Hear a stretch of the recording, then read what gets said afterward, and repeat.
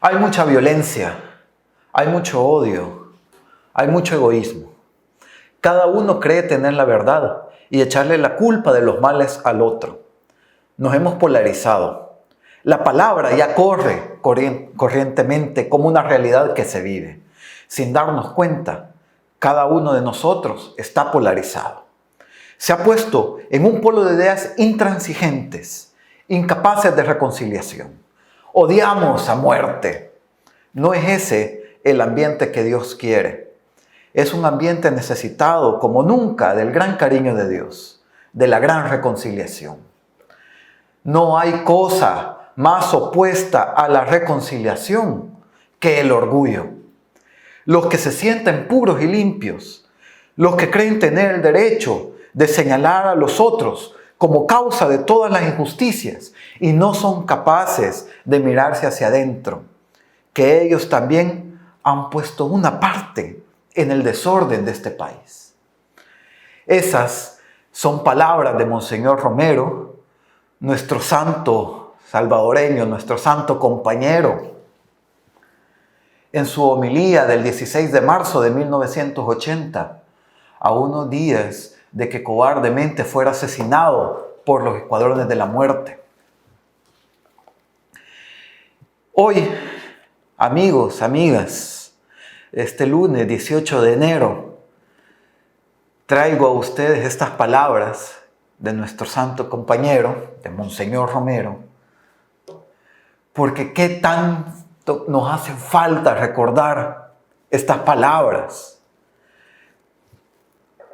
Ahora quiero aprovechar este espacio de plataforma, este espacio que nos da el canal TVX, porque hemos visto en los últimos días cómo un acto tan importante y trascendental para el país como es la firma de los acuerdos de paz, la conmemoración de esos acuerdos de paz, está siendo objeto de una disputa de narrativa. El mismo hecho que nos permitió sentar las bases del país está ahora dividiéndonos nuevamente. Y como bien dicen estas palabras de Monseñor Romero, lo que necesitamos es reconciliación. Lo que necesitamos en este ambiente tan violento, en este ambiente de confrontación, de polarización, de odios, lo que necesitamos es la reconciliación del país. Y creo que en muchos de los casos, esta disputa de la narrativa alrededor de los acuerdos de paz tiene que ver con que cada quien los interpreta, ¿no? Y muy pocas veces nos hemos sentado de verdad a entender qué son y qué no son los acuerdos de paz, qué es lo que decían los acuerdos de paz. Me parece importante que los entendamos, esos acuerdos que se firman en 1992 en Chapultepec.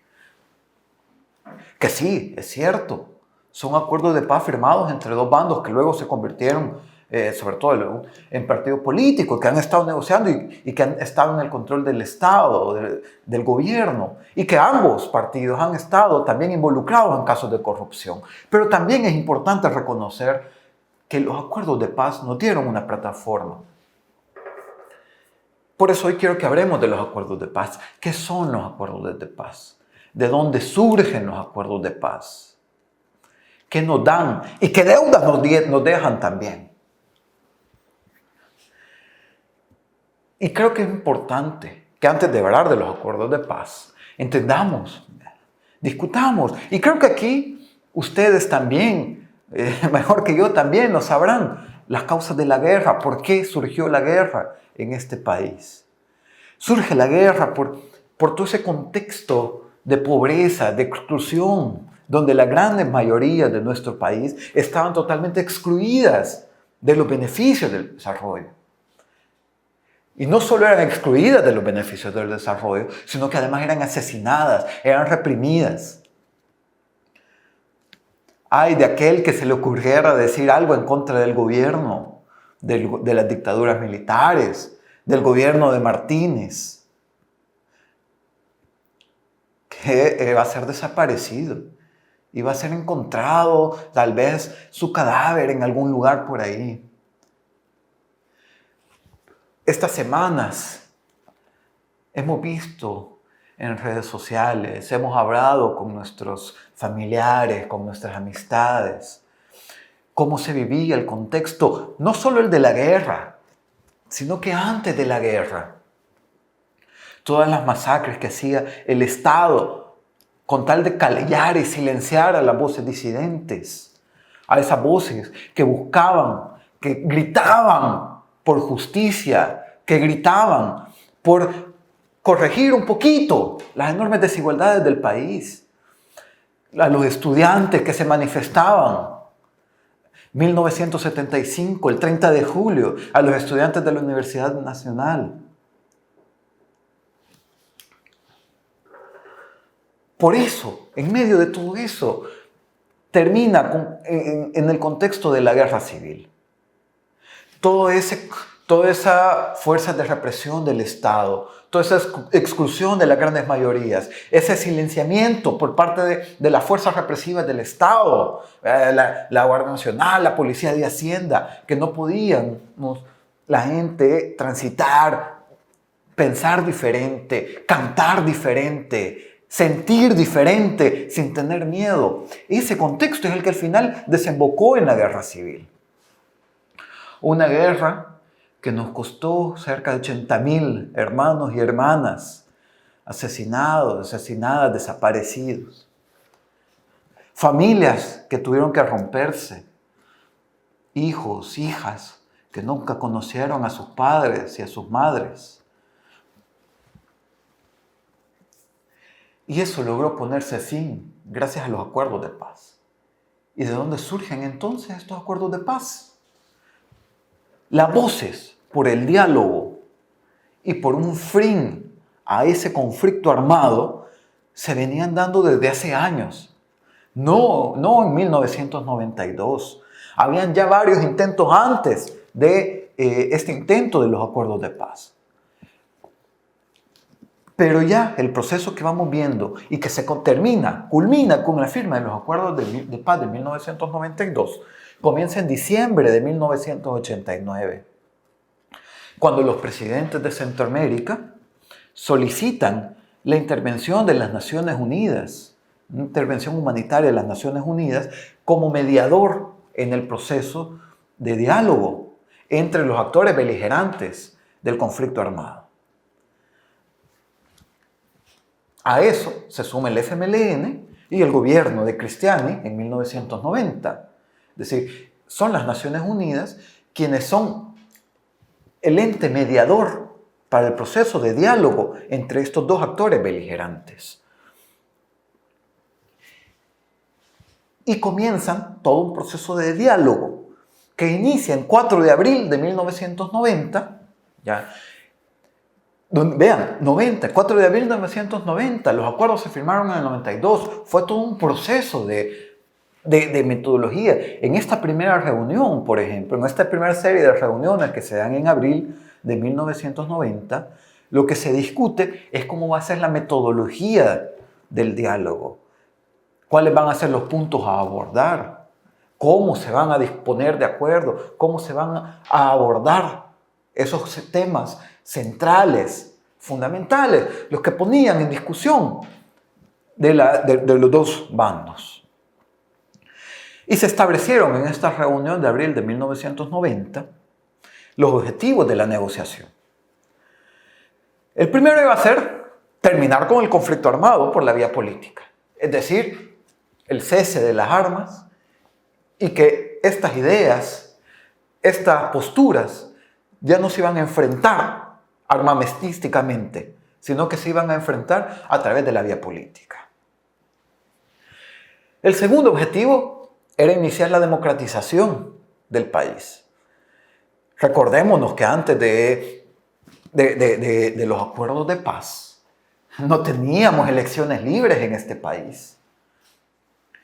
Los gobiernos del siglo XX fue una seguidilla de dictaduras militares, golpes de Estado, juntas revolucionarias de gobierno, juntas de gobierno, elecciones amañadas, elecciones de partido único. Entonces, no existían las elecciones libres. eso de las expectativas que hoy se tienen alrededor del 28 de febrero, porque ahí están las elecciones legislativas y se va a poder elegir por diputados y diputadas. Eso no existía antes de los acuerdos de paz. El otro objetivo era garantizar el irrestricto respeto a los derechos humanos. Nuevamente, recordemos, antes de los acuerdos de paz, el Estado nos mataba. Compañeros, compañeras, amigos, amigas, el Estado de El Salvador ha sido uno de los grandes culpables de las muertes de nuestros hermanos y hermanas salvadoreños. Y esto es algo que se acordó en los acuerdos de paz, ponerle fin. A partir de esta firma de los acuerdos de paz, es una garantía para que el Estado no nos desaparezca, para que el Estado no nos torture, para que el Estado no nos asesine. Independientemente quién sea que esté en el gobierno, independientemente quién controla la Asamblea Legislativa, independientemente cómo esté configurada la Corte Suprema de Justicia, los acuerdos de paz son la garantía moral en este país para que nosotros y nosotras podamos hablar de lo que queramos, podemos hacerle burla a los presidentes que hemos tenido, podemos hacer memes, podemos denunciar la corrupción de los gobiernos. No veamos todos los chistes que hay de todos los gobiernos anteriores y todos los casos de corrupción que hay de los gobiernos anteriores. Antes de los acuerdos de paz, si hubiéramos dicho eso, si hubiéramos hecho eso, posiblemente no estuviéramos aquí hablando. Por eso es importante los acuerdos de paz. Y el otro gran objetivo que se planteó los acuerdos de paz, o que se plantearon en esta primera reunión en abril de 1990, era la reunificación de la sociedad. Esto es un proceso que vemos que todavía nos hace falta.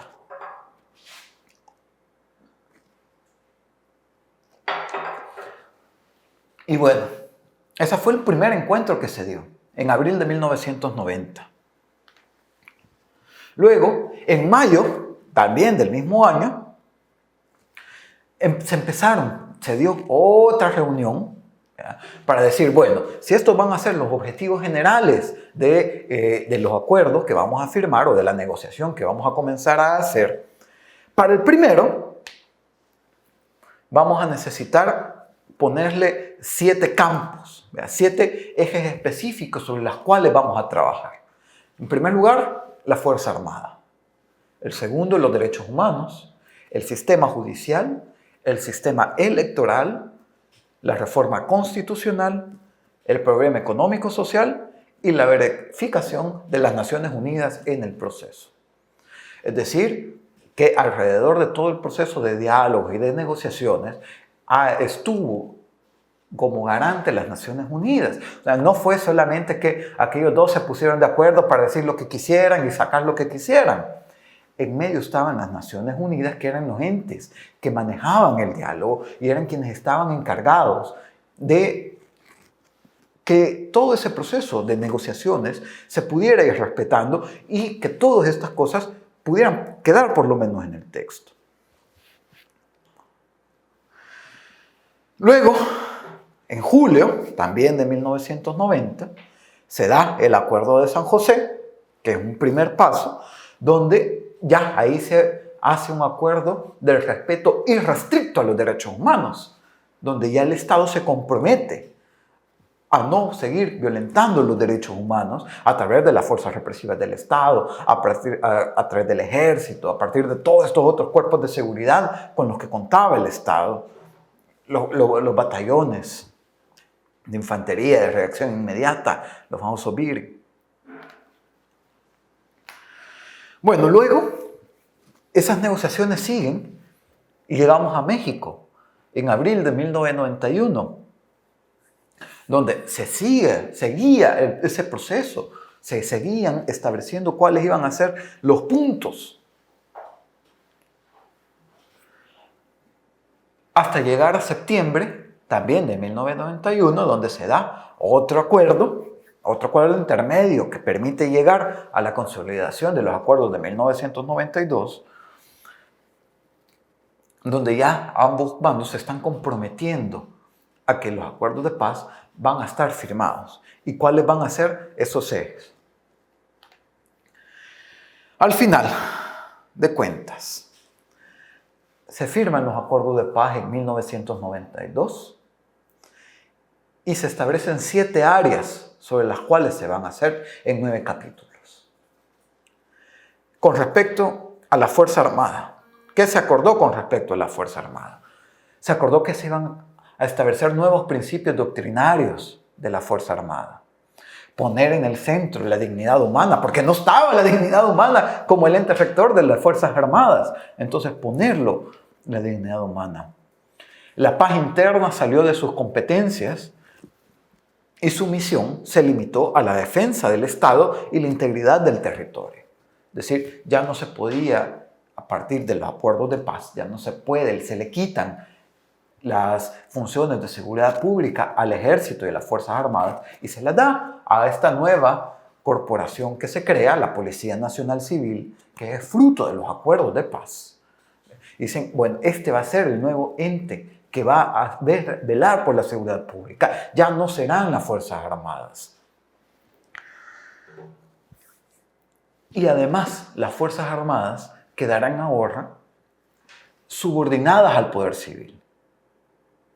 Ya no serán las Fuerzas Armadas quienes tomen decisiones políticas, quienes tomen decisiones judiciales, sino que ahora las Fuerzas Armadas quedan subordinadas al poder civil. Porque es bien peligroso.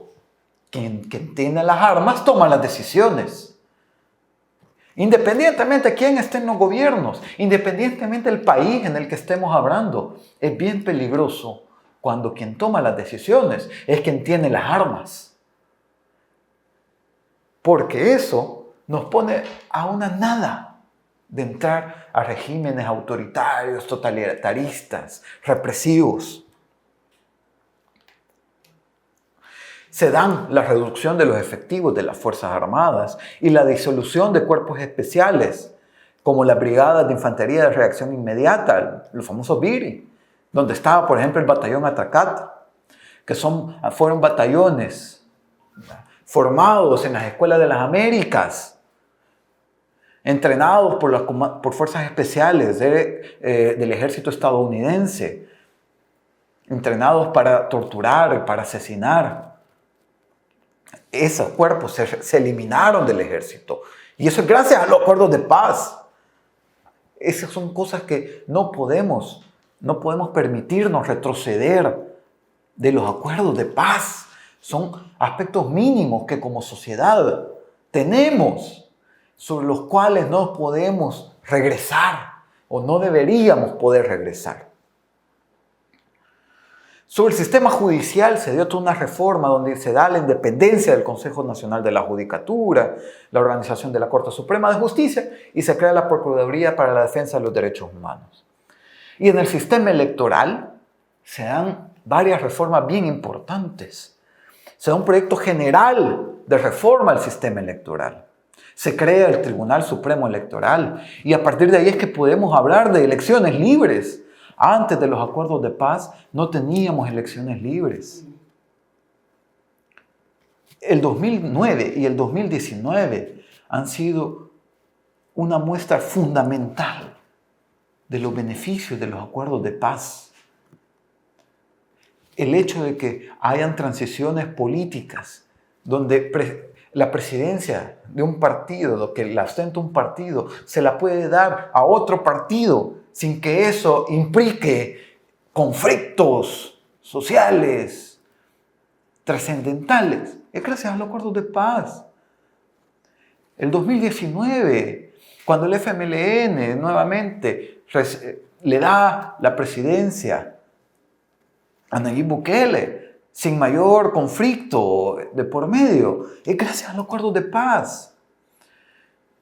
La victoria electoral del presidente Bukele en las urnas fue gracias a estas reformas del sistema electoral, gracias a los acuerdos de paz. El 28 de febrero la expectativa que hay el 28 de febrero, la posibilidad de poder renovar una asamblea legislativa con diputados y diputadas diferentes. Es gracias a los acuerdos de paz. Sin acuerdos de paz, no tuviéramos 28 de febrero. Sin acuerdos de paz, no hubiéramos tenido 3 de febrero. Es importante entonces que reconozcamos este marco que nos da los acuerdos de paz. Y no tiene dudas, nos tiene deudas. Claro que tiene deudas los acuerdos de paz, sobre todo en el aspecto social, político, económico. Pero eso dice más de la generación y de las generaciones post-acuerdos de paz, donde nosotros y nosotras tenemos que estar incluidos. Como decía Monseñor Romero, tenemos que vernos también nosotros y nosotras qué hemos hecho y qué no hemos hecho. Por eso, amigos, amigas, conmemoremos los acuerdos de paz, celebrémoslos. Que sea un día, que sea unas fechas, estas fechas, donde nosotros y nosotras estemos con los brazos abiertos para saludar a la paz y comprometernos con las deudas con las siguientes generaciones. Un gran abrazo, amigos, amigas. Nos vemos el próximo lunes.